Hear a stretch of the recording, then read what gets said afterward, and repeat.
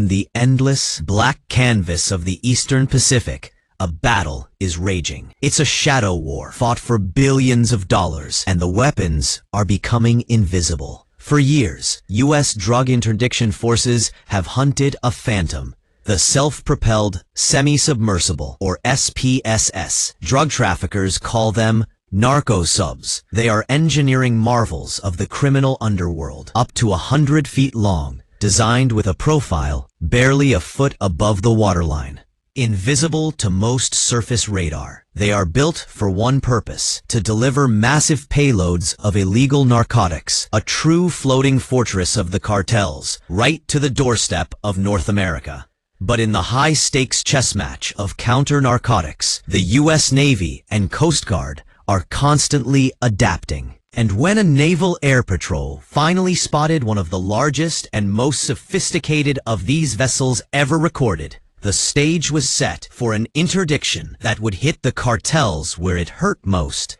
The discovery usually begins high above. A sophisticated maritime patrol aircraft, a vital eye in the sky, picks up an anomaly. It's often just a thermal signature or a slight disruption in the waves, but to experienced analysts, that small smudge confirms the threat. A fully loaded SPSS is running its Blackwater route. This is where the U.S. Navy's role is critical, providing the speed, platform, and air support. A Navy vessel, often with a specialized Coast Guard LEDE team on board, is vectored to the target. For a single vessel carrying 4, 7, or even 10 metric tons of cocaine, a street value often exceeding $250 million, the stakes couldn't be higher. The intercept is always perilous. The low-profile vessels are difficult to board even in mild seas. The leaded teams must deploy from their high-speed RHIBs and jump onto the wet, slick hull of the SPSS. They move fast because the crew inside is trained to do one thing when caught: scuttle the ship.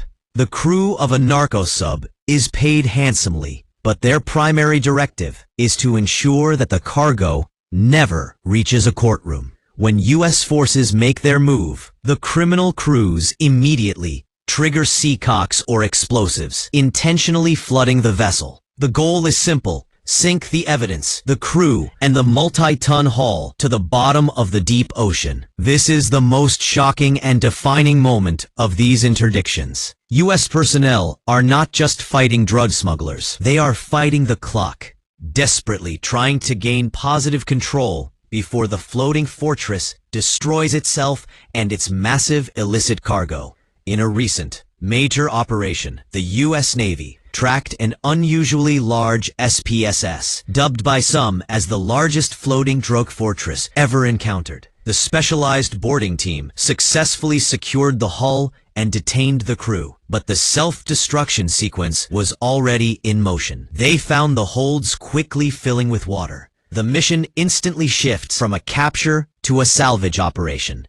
The leadette must work at an incredible pace, battling rising water and unstable conditions just to save the evidence. Their effort to keep this Leviathan afloat is a testament to the scale of the challenge. Not only did they detain the smugglers, but through sheer determination and tactical expertise, they were able to keep the SPSS from sinking long enough to offload the massive seizure, a crushing financial blow to a transnational criminal organization. The successful interdiction of an SPSS, or narco-sub, is more than just a drug bust. It is an act of economic warfare against the cartels. Each seizure cripples their infrastructure and forces them to spend millions more on replacement vessels. The estimated loss to the cartels from these semi-submersibles alone is in the billions of dollars annually. Yet the threat evolves. Today's SPSS is more sophisticated than yesterday's, with advanced navigation and nearly undetectable propulsion systems. For the U.S. Navy,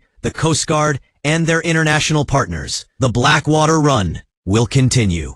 It's a relentless, escalating battle, and the next floating fortress is already on the move. Period.